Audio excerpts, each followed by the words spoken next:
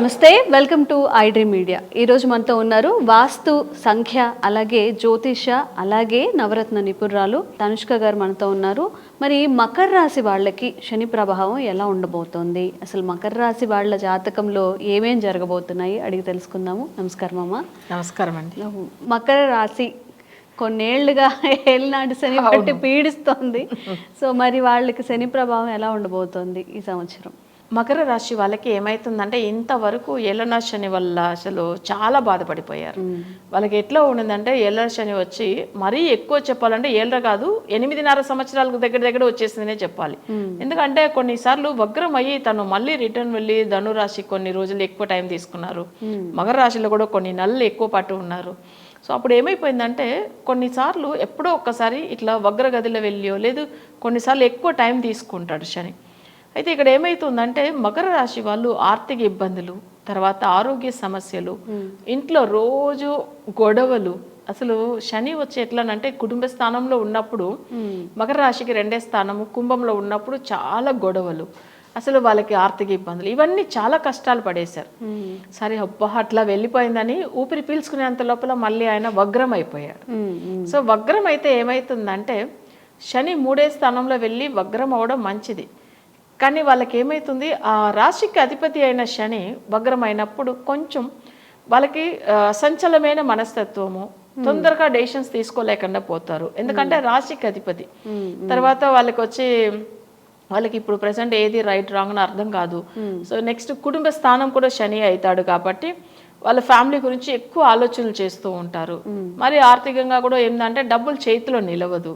So ఇవన్నీ కూడా ఇప్పుడు కొంచెం వగ్రగదిలో ఉండేదాని వల్ల జరుగుతుంది. కానీ ఇది కూడా ఒక నవంబర్ ఎండింగ్ వరకు అంతే తప్ప తర్వాత ఏమి ఈ సమస్యలు ఉండదు. ఎందుకంటే 3rd హౌస్లో ఉన్న శని మంచిదిగా చేస్తాడు. మకర రాశికి కుంభరాశికి అధిపతి అయిన శని జనరల్గా మకర రాశి గురించి మనం మాట్లాడుతున్నాం. కానీ 2nd లార్డ్ కూడా ఆయననే అయ్యాడు కాబట్టి సో అక్కడ ధన స్థానం కూడా మాట్లాడవలసింది వచ్చింది. సో ఇప్పుడు ఆయనకు 3rd హౌస్లో అస్తమించి వగ్రం అయిపోయి ఉన్నారు. బట్ వగ్రం ఇప్పుడు ప్రెసెంట్ అయితే మంచిది కాదు. ఈ 3 నెలల పాటు మకర రాశి వాళ్ళు కంపల్సరీ పూజలు చేసుకోవాలి.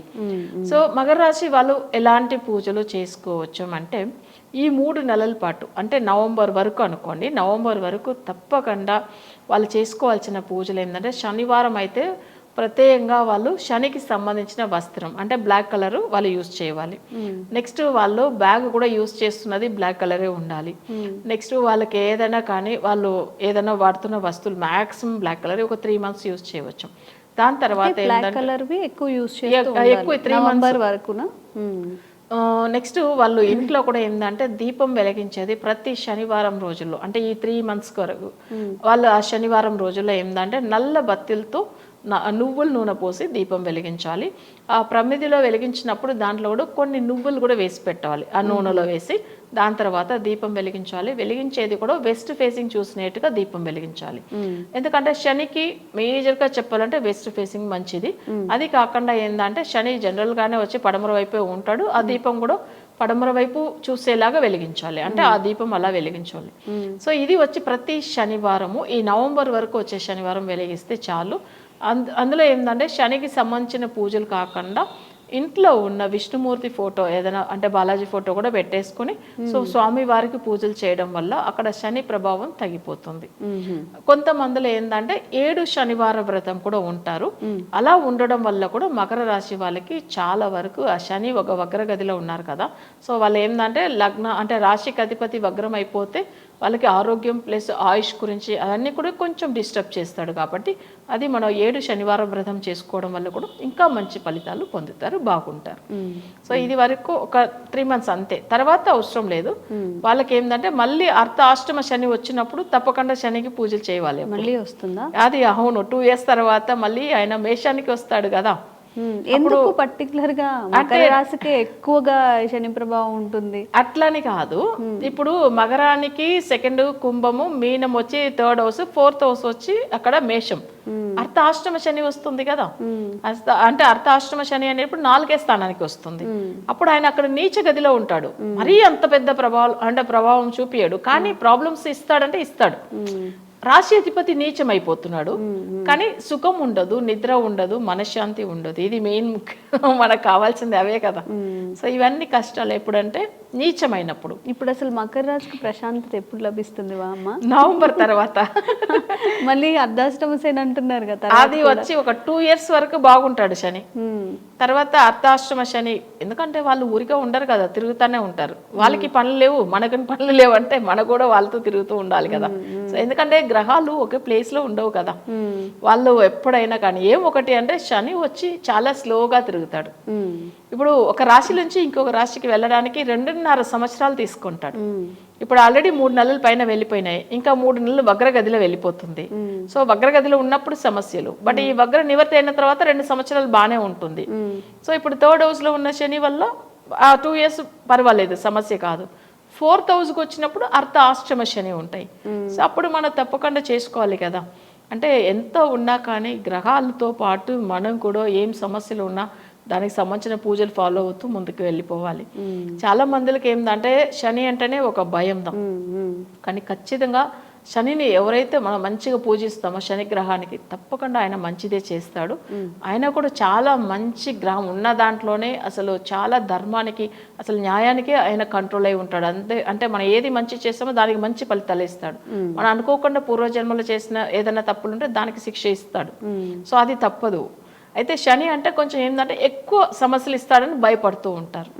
సో ఆయన మేజర్గా చెప్పాలంటే అష్టమ శని ఎక్కువ కష్టాలు ఇస్తుంది, జన్మ శని, కుటుంబ శని.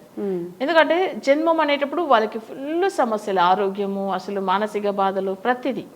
అదే వచ్చి వాళ్ళ చక్రం ప్రకారం చూడండి, వాళ్ళకి వచ్చే అష్టమం అంటే అష్ట కష్టాలు ఇస్తూ ఉంటాడు, శత్రువుల వల్ల బాధలు ఎక్కువ.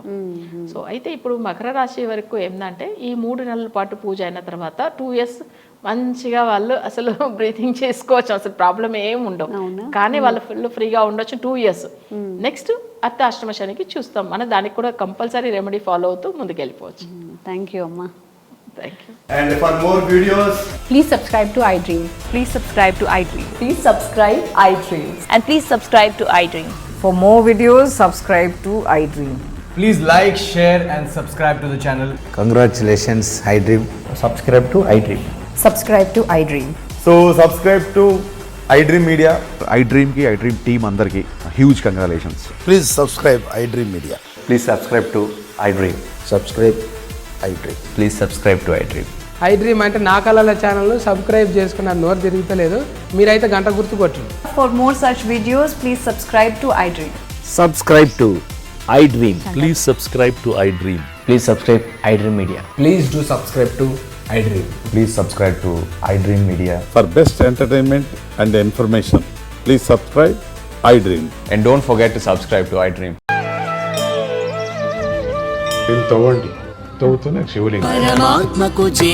సరే దాన్ని అట్లా కప్పేసేయండి, చూపించదండి. Krishna is there. మూర్తి పూజ కాదు, సాక్షాత్ బ్రజేంద్ర నందన భగవాన్ ఉన్నారు మూర్తిలో. ఏమీ ఆశించకుండా ఆరాధించే వాళ్ళు కూడా ఉన్నారా ప్రభుజీ? నిజమైన భక్తి అంటే మనకు తెలియదు కాబట్టి